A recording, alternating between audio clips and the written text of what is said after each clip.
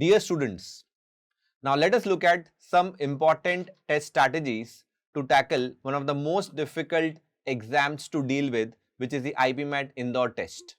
Now, let us set the agenda. What exactly are we going to discuss in this video? We are going to talk about the IPMAT Indore paper pattern and the cutoffs, what should be the ideal QA strategy, and what should be the ideal VA strategy. Now to start with, let us look at the paper pattern and the cutoff. It is very important that the student is aware about the paper pattern and the cutoff of the IPMAT Indore test for at least last 2 years. Now this is the paper structure. There are 3 sections. The first section is QA short answers. Then we have QA MCQs, and the last section is your VA verbal ability. Now in QA short answers, we have 15 questions. You get +4 for every correct answer and there is -1 for incorrect answer. However, there is no negative marking for the SA section. There is no negative marking for QA SA section. Now, as we know in the Indore test, we have a sectional time limit. You get 40 minutes each for each and every section. So out of 15 questions, 2023 cutoff for the general category was 12 marks. That means the candidate had to get only 3 questions right out of 15 questions. The next section is QA MCQ, which has 30 questions. So 30 into 4, this section is out of 120 marks. And the cutoff this year was 39 marks. That means ideally the candidate had to get 10 questions right, because 10 into 4 is 40 and the cutoff was 39 marks. So out of 30 questions, the candidate had to get 10 questions right. Then comes the next section, which is the scoring of all, which is the verbal ability, in which there are 45 questions and the section is out of 180 marks, and the cutoff was highest for VA, which was 125 marks. So now, ideally, the number of good attempts across the 3 sections is 6 plus in the QA short answer section, then 15 plus in the QA MCQ section, and 40 plus in the verbal ability section. Now let us see the QA essay section and the QA MCQ session. Few of the important highlights. Cutoff is around 33%, which is 1/3 of the total. Even 50% of the questions attempted genuinely will help you to clear the cutoff safely.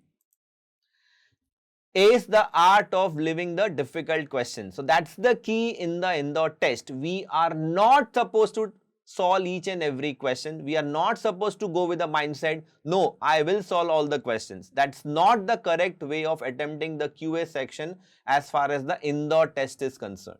Now, next is the A-B-C strategy for QA short answers and QA MCQs. Which question should I attempt to maximize my score? That is the most common question that the student will always ask the mentor. I am very good in arithmetic. Should I attempt all the arithmetic questions? But the answer is not a yes always. We have to be very familiar with the question, the level of difficulty of the questions, and that selection needs to be very accurate. By looking at the question, the level of difficulty, I shall be able to take a call whether I am going to do it or not. So let us see what is the meaning of this A-B-C strategy. Now, it is as easy as we say A-B-C. So what does A means? So A means abhi karo, round 1. B means baad mein karo, which is round 2. And C means chhod do. We are not supposed to touch these questions in the exams. We need to learn the art of living the difficult questions. Then only we shall be able to clear the cutoff for the Indore test. Now, ABC strategy. What exactly is ABC? Let us see. First is, it is very, very important to read the question carefully. Second is, categorize the question into A, B, C within the first 15 to 20 seconds max. Now, after solving so many questions and so many mocks, the candidate should take a call whether this is A, abhi karo, B, baad mein, or C, I will not do this question. So, this categorization should come in maximum 15 to 20 seconds. Third, If you feel like the question is A category, solve it immediately. We are not supposed to solve the A category questions at a later stage. If you feel like it is A, then and then we have to solve that question. Now, coming to B, return to solve the questions in round 2. So ideally in the first round, you will scan through all the questions. If you feel like it is A, solve it immediately. If you feel like you will get the answer, but that will take more time, you will come for that question in the second round. And see, by default it goes that you are not going to touch this question, you will immediately leave that particular question. Yes, we need lot of practice and lot of selection, lot of understanding to categorize the questions into these 3 categories. But slowly and gradually, as we keep getting clear with the concepts and solve more questions, we shall be able to understand and differentiate the questions in 3 categories A, B, C. Now, parameters for categorization for QA short answers and MCQs. Familiarity, how comfortable I am with the topic. Have you solved such a question before in any test, topic-wise test, module test, or maybe a mock test?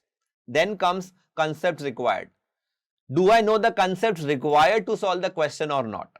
Can you handle such question or not?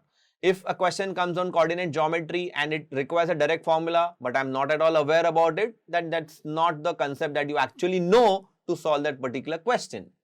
Then comes the part 2 solve. Now this is very important. Some of the students, after looking at the question, they are able to visualize the path. Okay, this is my first step. Then this is how I'll get the value of X. Then I'll replace it. I'll be able to get the value of Y. If that level of visualization is there, then of course you should go for that question. Then comes estimated time. Now by looking at the question, some students will be able to understand, okay, this is the question I can handle in 45 to 60 seconds. Go for it. But in some cases, you may feel like I know the question, but the path to reach the final answer is going to take maybe 120 to 150 seconds or maybe 180 seconds also. But you are sure you will get the answer. So if that level of understanding is there, you will solve the question, but that will be a round 2 question.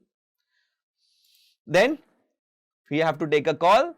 Am I going to do right now or baad mein, or I'm going to leave the question? So the ABC strategy for QA essay and QA MCQ is abhi karo, baad mein karo round 2 and chhod do, which is I'm not going to touch this question. Now let us see the strategy for VA. Scoring high in VA is game changer in the overall selection process. As we saw, the cutoff this year was 125 marks out of 180. So we need to score very high marks in the VA section. Cutoff is around 65 to 70% of the overall cutoff. So we need to be really good with the verbal ability section. What is the best strategy? Attempt around 80 to 90% of the total questions, and if the accuracy is around 85 to 90%, we shall be able to safely clear the cutoff in this section. Step 1. Attempt sure questions and have your accuracy above 75 to 80%. Step 2. Try to increase the attempts without losing accuracy. So that's the key.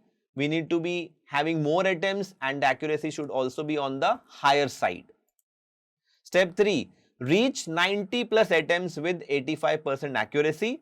If that is there, we can easily clear the cutoff in the VA section. But of course, we need a lot of practice to reach that stage of attempting, around 90% of the questions, and the accuracy also to the higher side of 85 to 90%. Wishing you guys all the best. Please, you can stay in touch with us. You can download the IMS brochure, download the IMS Zero Fee program, and you can see the upcoming IMS online batches. Wishing you all the best. Thank you.